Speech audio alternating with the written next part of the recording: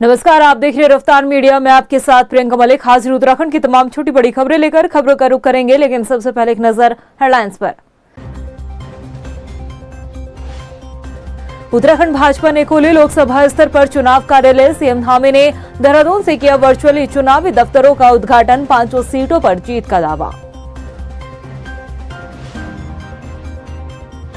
टिहरी बांध विस्थापितों के लिए देहरादून में हरदा ने रखा सांकेतिक मौन उपवास। भूमिधर अधिकार दिलाने का उठाया बेड़ा, भाजपा ने कसा तंज। इंडिया गठबंधन को लेकर भाजपा के प्रदेश प्रभारी दुष्यंत गौतम के बिगड़े बोल। गठबंधन में शामिल दलों की कुत्तों से की तुलना। कांग्रेस का तंज, कुत्ते होते हैं वफादार। उत्तराखंड में बारिश और बर्फबारी के बाद बदला मौसम का मिजाज। पहाड़ से मैदान तक ठंड में इजाफा। हिमपात के बाद सैलानी और पर्यटन व्यवसायियों के खिले चेहरे। हेडलाइंस के बाद बुलेटिन में खबरें विस्तार से। उत्तराखंड भाजपा लोकसभा चुनाव की तैयारी में जुटी हुई है और इन्हीं तैयारियों के बीच बीजेपी ने राज्य की हर लोकसभा सीट के लिए चुनावी कार्यालयों का वर्चुअल उद्घाटन किया है। देहरादून के भाजपा महानगर में चुनाव कार्यालय का उद्घाटन करने के लिए मुख्यमंत्री पुष्कर सिंह धामी के साथ ही उत्तराखंड चुनाव और प्रदेश प्रभारी दुष्यंत गौतम भी पहुंचे, जहां पर भाजपा के तमाम दिग्गज नेता मौजूद रहे। इस मौके पर चुनाव प्रभारी दुष्यंत गौतम ने 5 सीटों पर जीत का दावा किया है। भारतीय जनता पार्टी ने आज उत्तराखंड प्रदेश का प्राथमिकता पर 5 लोकसभाओं का वीडियो कॉन्फ्रेंस द्वारा उद्घाटन किया गया है, जिसमें हमारे मुख्यमंत्री पुष्कर धामी जी, प्रदेश के अध्यक्ष श्री महेंद्र भट्ट जी और सभी स्थानों पर जो हमने प्रभारी बनाए हैं, संयोजक बनाए हैं, सह संयोजक और विस्तारक और वहाँ के विधायक और वगैरह सारे उपस्थित थे। आज हम चुनाव का बिगुल अपने उत्तराखंड में बज चुका है। इन कार्यालयों के माध्यम से सारी योजनाओं का आगे प्रचलन होगा। वहीं अल्मोड़ा में भी भाजपा के चुनाव कार्यालय के शुभारंभ के मौके पर बीजेपी के प्रदेश संगठन मंत्री पहुंचे, जहां उनका कार्यकर्ताओं ने जोरदार स्वागत किया। उन्होंने बताया कि विधिवत पूजा अर्चना के साथ ही लोकसभा कार्यालय का शुभारंभ किया गया है। इसके अलावा पार्टी के पदाधिकारियों को चुनाव प्रचार प्रसार की जिम्मेदारी सौंपी गई। उन्होंने बताया कि भाजपा कार्यकर्ता पार्टी के हक में जनता से समर्थन मांगेंगे। लोकसभा चुनाव की दृष्टि से भारतीय जनता पार्टी ने 15 दिन पूर्व ही लोकसभा के प्रभारी, सह प्रभारी, संयोजक, लोकसभा में विस्तारक, विधानसभा में विस्तारक, इन सब की तैयारी भी पूरी अच्छी तरह से करके अपने एक संगठनात्मक गतिविधियों को आगे बढ़ाया है। आज पूरे प्रदेश में 5 लोकसभा कार्यालय का उद्घाटन माननीय मुख्यमंत्री जी और प्रदेश के प्रभारी राष्ट्रीय महामंत्री आदरणीय दुष्यंत गौतम जी और प्रदेश अध्यक्ष आनंद महेंद्र भट्ट जी ये वर्चुअल माध्यम से देहरादून में कर रहे हैं। तो आज सभी कार्यालयों का उद्घाटन भी हो गया है। 2 अप्रैल को उत्तराखंड के राज्यसभा सांसद अनिल बलूनी का कार्यकाल पूरा हो रहा है, जिसके बाद इस सीट से दावेदार कौन होगा, इसको लेकर कयास लगाए जा रहे हैं। सवाल है कि क्या बीजेपी फिर से अनिल बलूनी पर विश्वास करेगी या फिर इस बार कोई और होगा राज्यसभा जाने का हकदार। ये रिपोर्ट देखिए। 2 अप्रैल को खाली हो रही राज्यसभा की एक सीट, अनिल बलूनी का खत्म हो रहा कार्यकाल। बीजेपी से कौन होगा दावेदार, बलूनी की वापसी या फिर कोई और होगा हकदार। उत्तराखंड की एक राज्यसभा सीट 2 अप्रैल को खाली होने जा रही है। अब निर्वाचन आयोग ने चुनाव को लेकर कार्यक्रम जारी कर दिया है। अनिल बलूनी का कार्यकाल 2 अप्रैल को पूरा हो रहा है। बलूनी की जगह कौन राज्यसभा सांसद पहुंचेगा, इसको लेकर भी कयास लगने शुरू हो गए हैं। बीजेपी के भीतर भी कयासों का दौर जारी है कि आखिर इस बार राज्यसभा सीट को लेकर पार्टी किस पर दांव खेलती है। चर्चा है कि अनिल बलूनी को भारतीय जनता पार्टी फिर से राज्यसभा सीट के लिए उम्मीदवार बनाकर राज्यसभा भेज सकती है। तो वहीं एक कयास ये भी लगाया जा रहा है कि अनिल बलूनी इस बार राज्यसभा नहीं बल्कि लोकसभा चुनाव में पार्टी के उम्मीदवार होंगे। पौड़ी लोकसभा सीट पर उनकी दावेदारी को भी कई लोग आंक रहे हैं। ऐसे में यदि अनिल बलूनी को पार्टी राज्यसभा नहीं भेजती है तो फिर किसी और चेहरे की लॉटरी खुल सकती है। हालांकि ये पार्टी को तय करना है कि अनिल बलूनी राज्यसभा सीट से ही सांसद चुने जाएंगे या फिर लोकसभा चुनाव के दौरान उन्हें मैदान में उतारा जाता है। बीजेपी के प्रदेश प्रभारी दुष्यंत गौतम का कहना है कि जैसे ही पार्टी हाईकमान के द्वारा राज्यसभा की एक सीट को लेकर पैनल बनाया जाएगा, पार्टी हाईकमान को नाम भेजे जाएंगे। उसके लिए केंद्र को वो जो भी सुझाव मांगेंगे, प्रदेश सुझाव को देगा, उसके बाद में निर्णय होगा। उत्तराखंड की एक राज्यसभा सीट के लिए होने वाले चुनाव को लेकर अनिल बलूनी का नाम यूं तो सबसे आगे चल रहा है, लेकिन अगर पार्टी उन्हें लोकसभा चुनाव में मैदान में उतारना चाहती है तो फिर बीजेपी के भीतर कई ऐसे नाम हैं जो राज्यसभा सीट के लिए दावेदार बताए जा रहे हैं। उन नाम में पूर्व मुख्यमंत्री त्रिवेंद्र सिंह रावत का भी नाम शामिल है, जो पौड़ी लोकसभा सीट से ही टिकट की दावेदारी कर रहे हैं। तो वहीं अगर पौड़ी लोकसभा सीट से तीरथ सिंह रावत का टिकट काटने की पार्टी सोच रही है और अनिल बलूनी को उनकी जगह टिकट मिलता है, तो फिर राज्यसभा सीट के लिए तीरथ सिंह रावत का नाम भी दावेदार के रूप में है।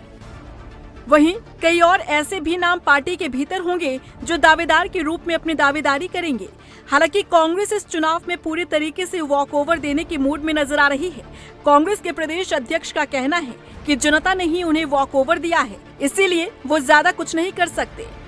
वॉक ओवर नहीं कह सकते, जनता ने वॉक ओवर दे रखा है, क्योंकि राज्यसभा का जो चुनाव होगा वोटिंग बिहेवियर पर होगा। बीजेपी के पास ओवर बैंडेड है, दे हैविंग 47 MLAs। तो फिर कोई चीज़ जोड़ तोड़ वाली राजनीति हम करते नहीं है, ना खरीद फरोख्त की राजनीति कांग्रेस ने कभी की है।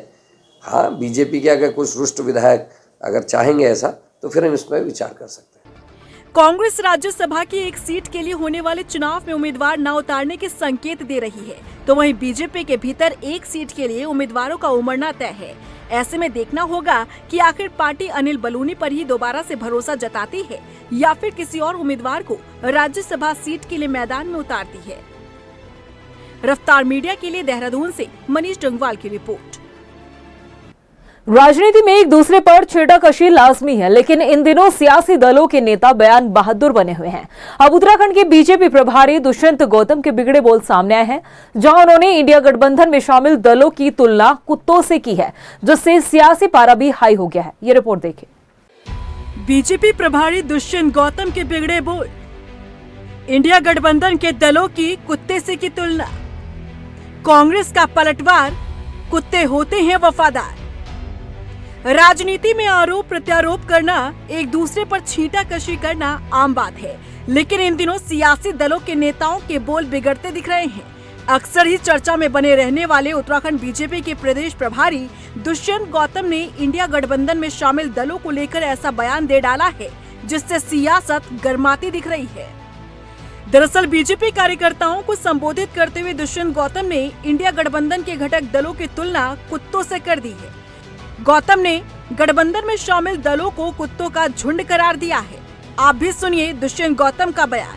क्या है, उदाहरण थोड़ा अजीब सा लगेगा, लेकिन भाव अगर समझेंगे तो उसने उनको समझाया कि ये गठबंधन जो वो है, जैसे मोहल्ले के अंदर सारे के सारे जो डॉग्स होते हैं आपस में भौंकते रहते हैं, शोर मचाते रहते हैं, लड़ते रहते हैं, लेकिन जब उनको पकड़ने वाली गाड़ी आती है तो सब मिलकर उस गाड़ी वाले पे भेजने का काम।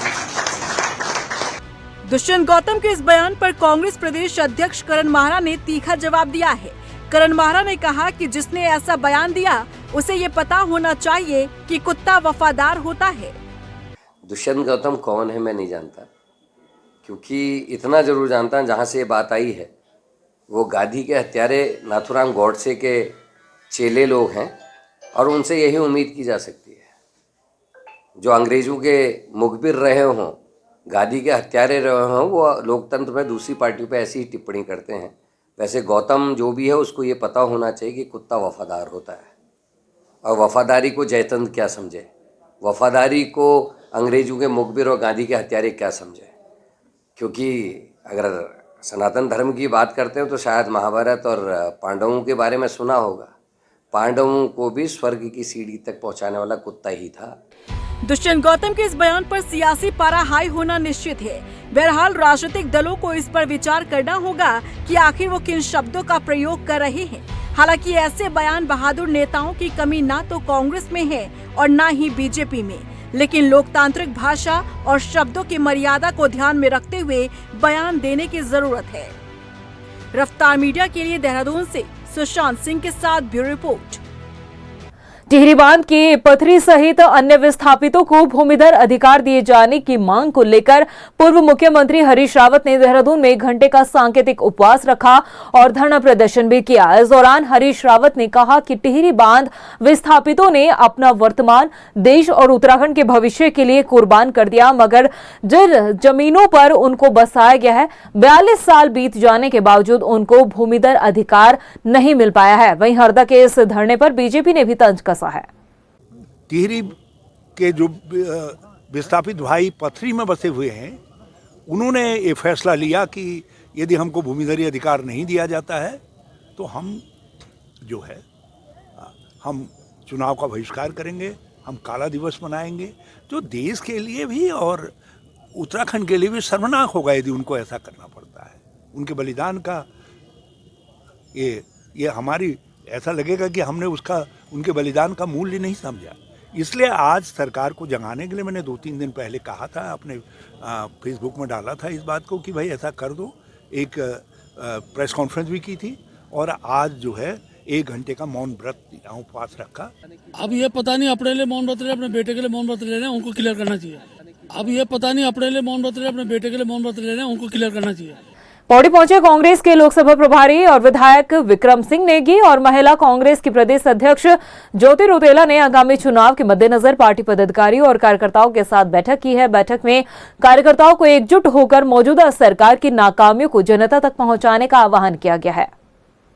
पौड़ी लोकसभा में प्रत्येक जो हमारे संगठन के जनपद हैं उनमें बैठक की जा रही है और कल हमने देवप्रयाग जनपद में बैठक की, आज पौड़ी जनपद में की, कल हम कोटद्वार में करेंगे। इसमें जो कोऑर्डिनेटर का काम है, संगठन में यदि कहीं गैप है तो उसको पूरा करना है, समन्वय का काम करना है और जो विशेष जोर है वो ये है कि हमारे जो बूथ के अध्यक्ष हैं और जो बूथ के एजेंट हैं अगर कहीं नहीं बने तो उनको बनाने का काम करना है। आज लोकसभा की तैयारी को लेकर जो प्रताप नगर से विधायक हैं विक्रम सिंह नेगी जी को, उनको पौड़ी लोकसभा का प्रभारी बनाया गया है और वो आज मीटिंग दे रही कार्यकर्ताओं को। आगामी जो लोकसभा चुनाव है उसके लिए हम लोगों को किस तरीके से तैयारी करनी है, क्या क्या हमारे आगे के कार्यक्रम होंगे और जो हमारे बूथ लेवल की तैयारियाँ उनका वो आज जिला अध्यक्ष से जायजा लेने के लिए यहाँ पे आए हुए हैं और हम पूरे संगठन के लोग उनके साथ यहाँ पे हैं। उधर कांग्रेस के प्रदेश अध्यक्ष करण महारा ने केंद्र के अंतरिम बजट पर प्रतिक्रिया दी। कांग्रेस के प्रदेश अध्यक्ष ने कहा कि ये अंतरिम बजट ऐसा था जैसे खोदा पहाड़ और निकली चूहियां। उन्होंने कहा कि बजट में किसान, स्वास्थ्य, सुरक्षा, युवाओं को लेकर कोई स्कीम नहीं है। महारा ने कहा कि हमें लगा था कि जिस तरह से चुनावी मौसम में अंतरिम बजट को पेश किया जा रहा है उससे जनता को कुछ फायदा होने वाला है, लेकिन ऐसा नहीं हुआ। आपको बता दें कि करण महारा ने वर्ल्ड बैंक से केंद्र सरकार द्वारा लिए गए लोन का भी जिक्र किया। देखिए, बजट में अगर आप देखें तो खोदा पहाड़ निकली चूहिया वाली कहावत है। बजट में कुछ भी नहीं है। आप लखपति को करोड़पति की बात करें, लखपति तो लोग अपनी मेहनत से बने हैं। जो सही में गरीब थे वो कौन लखपति बना? मुझे 2-4 के नाम बता दीजिए कि मोदी जी की फलाना स्कीम से फलाना महीना जो है लखपति बनी। ऐसे कोई भी उदाहरण देखने को नहीं मिलते। ना तो किसानों के लिए कुछ है। जिस सरकार में 700 किसान आंदोलन मर गए, 5 किसान या 4 किसान एक मंत्री के बेटे ने गाड़ी से कुचल दिया, उन किसानों के लिए आज इस बजट में कुछ नहीं दिखाई देता। इस बजट में बेरोजगारों के लिए कुछ नहीं है, ना ही टैक्स में कोई छूट है, किसी भी तरह की कोई छूट नहीं है। वहीं कांग्रेस के पूर्व सैनिक विभाग ने भाजपा सरकार पर सैनिकों और पूर्व सैनिकों की अनदेखी का आरोप लगाया है। पूर्व सैनिक विभाग के अध्यक्ष बलवीर सिंह रावत ने सरकार पर निशाना साधते हुए कहा कि भाजपा की सरकार जब से सत्ता में आई है तब से सैनिक और पूर्व सैनिकों की अनदेखी की जा रही है।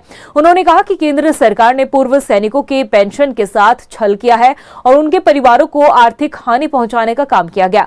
वहीं दूसरी ओर यूथ कांग्रेस के मीडिया प्रभारी शिवा वर्मा ने कहा कि अग्निवीर का मुद्दा उठाते हुए ये भी कहा कि कांग्रेस लगातार इस मुद्दे को उठा रही है और इस अग्निवीर योजना के चलते युवाओं का भविष्य भी खराब किया जा रहा है। कांग्रेस पार्टी ने हमेशा भारत के बहादुर जवानों का हमेशा मान सम्मान किया है और करते रहे। भारतीय जनता पार्टी जिस जब से सत्ता में आई है, सैनिकों की, पूर्व सैनिकों की अनदेखी और उन्हें आर्थिक हानि से लेकर और उनकी उपेक्षा की गई है। जो नहीं होनी चाहिए। जैसे आपने एक पेंशन की बात आपने सुनी होगी, उसी तरह से अग्निवीर योजना की है कि जो कि नुकसानदायक पद्धति शुरू की है, इसको जो है बिल्कुल कतई पूर्व सैनिक स्वीकार नहीं करते हैं। सरकार को इसे तुरंत हटा करके बदली कर देना चाहिए। और सब लोग समझदार हैं और युवा बिल्कुल भी जो ये अंधकार में झोंकने का काम इस भाजपा सरकार द्वारा किया गया है उसमें नहीं उसकी ओर जाएंगे। और जल्दी आप देखेंगे इसका, जैसे कि पहले भी कई युवाओं द्वारा विरोध किया गया, जंतर मंतर पे धरने दिए गए और युवा जन जो थे सड़कों पे उतरे और कांग्रेस पार्टी कंधे से कंधा मिलाकर हर एक युवा के साथ खड़ी है और हम लोग इसका पुरजोर विरोध करेंगे। और अब बात करते हैं उत्तराखंड के मौसम की। उत्तराखंड में मौसम का मिजाज पूरी तरह से बदल चुका है। पहाड़ी क्षेत्रों में जहां बर्फबारी हुई तो वहीं मैदानी क्षेत्रों में लगातार बारिश का दौर जारी है। अचानक हुए मौसम में इस बदलाव से ठंड में इजाफा हो चुका है। ये रिपोर्ट देखिए।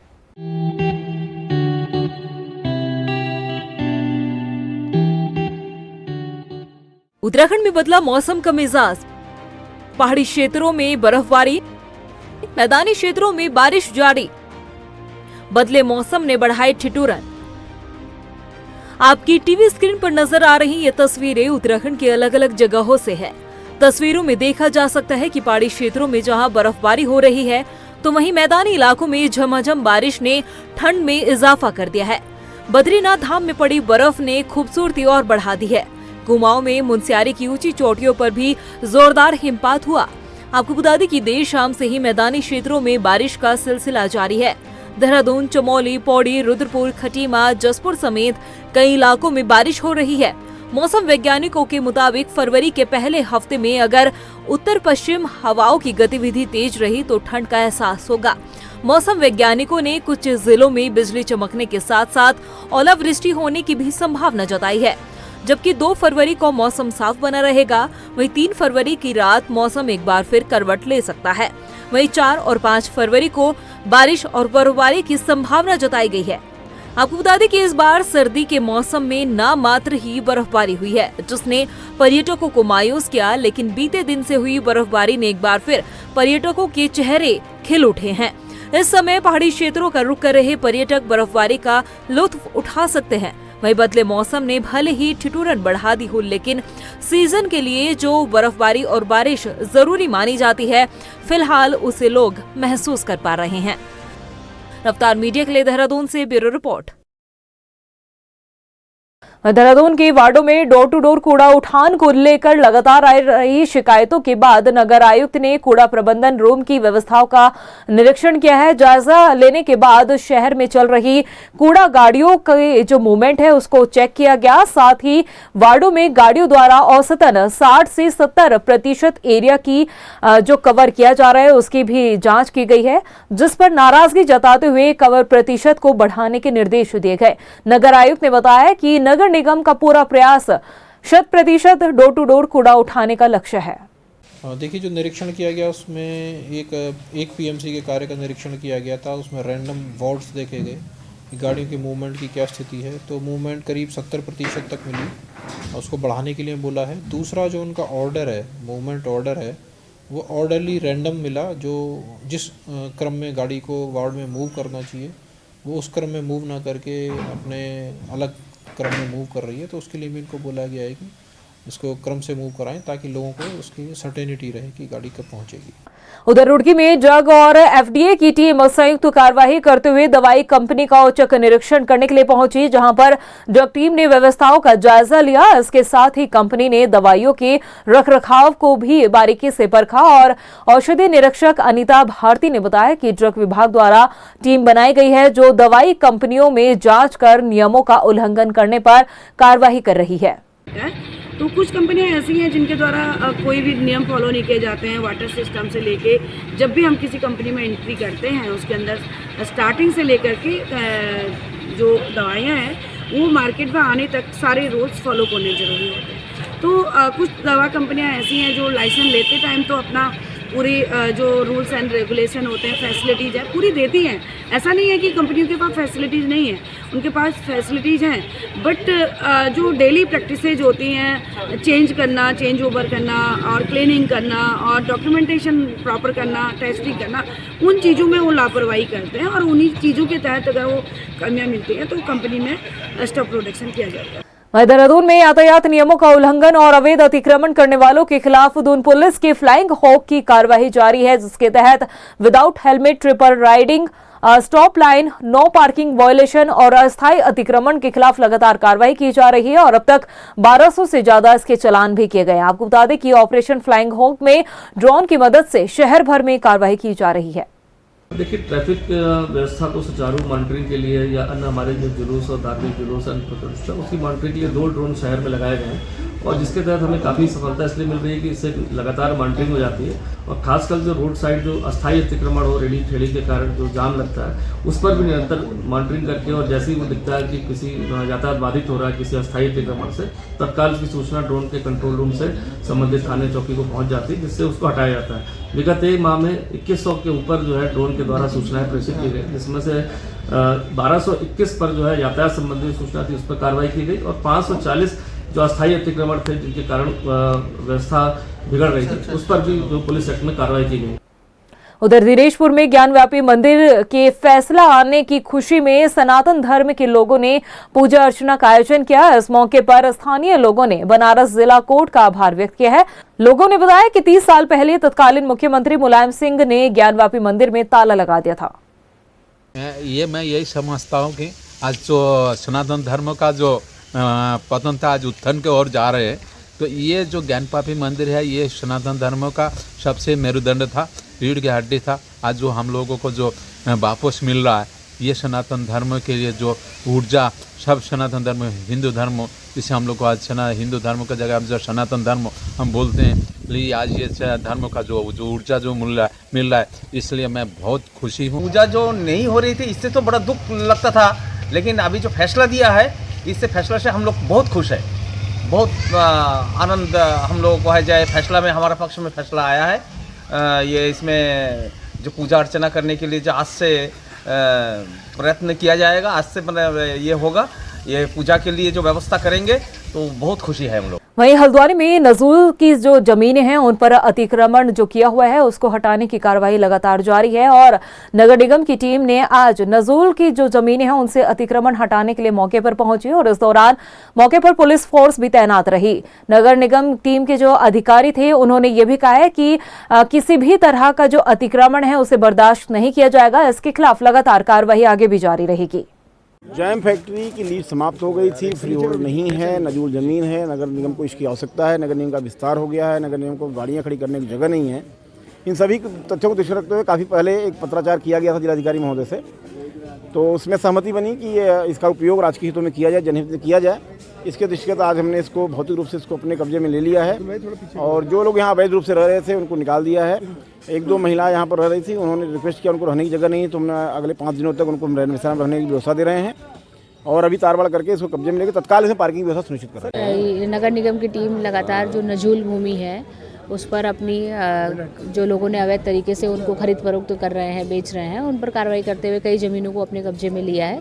ऐसे ही आज ये जैम फैक्ट्री के नाम से इस नजूल भूमि पर नगर निगम ने अपना कब्जा लिया है और कुछ लोग जो अनाधिकृत रूप से यहाँ पर रह रहे थे उनको यहाँ से बाहर जाने के लिए कहा गया है और यदि उनके लिए व्यवस्था नहीं है तो उसकी व्यवस्था के लिए जो रैन बसेरा है उसमें व्यवस्था भी करा दी गई है।